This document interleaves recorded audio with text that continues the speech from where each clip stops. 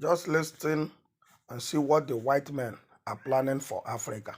Don't cut this video, just cool down and listen. Watch and see and hear. Sub-Saharan Africa has been fundamental to the global prosperity of the advanced countries. And Africa had a role to play. It has a role as a raw material producer. We will not allow Sub-Saharan Africa to escape that. Okay, we do everything to keep Sub-Saharan Africa where it is, also impoverished. It's absolutely vital for the prosperity of everyone else. So let's get clear about that.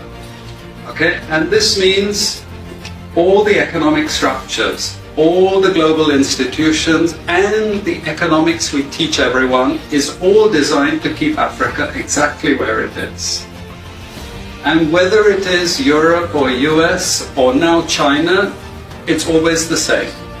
We need Africa to be impoverished because we need those raw materials and we need them dirt cheap. Okay, so that's the message.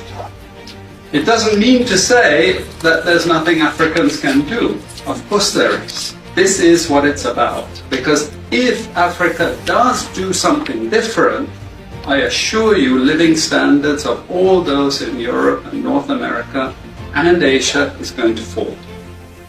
Okay? And that is a big price to pay. I assure you that the West is not going to allow that without a big fight. Okay, so the job of many Western academics is to convince Africans they have to keep doing what they're doing. Okay? And to show them it's your fault that you're poor. It's not our fault.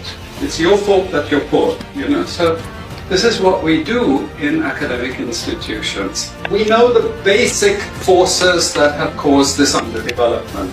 We know it's colonization. We cannot afford to allow Africa to industrialize and start producing manufactures. Okay, so we will do everything to stop that. And I'm going to show you how we actually block that.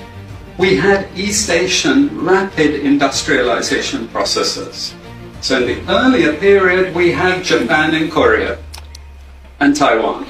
Okay, rapid growth, sucking in raw materials from Africa, driving up the prices. And after those countries finished industrialization, then Sub-Saharan African growth rate again fell.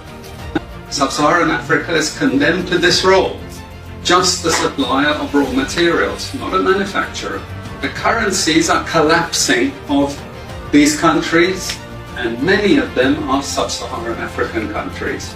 After colonization ended, we needed new structures to keep these countries where they were. Okay? And the first of those is aid. Okay? We give them aid. Aid for what? Actually, we give them aid to keep repressive regimes in power.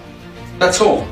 All the hypocrisy about transparency and democracy and bullshit like that, it's all bullshit. But it would go to country after country offering loans. And if the president did not accept the loan, they were killed. It's just economics. It's economic warfare. The rich declare war on the poor. It happens everywhere. It happens in a country. The rich control the government. Of course they do. You really believe you have democracy? Come on. I mean, grow up.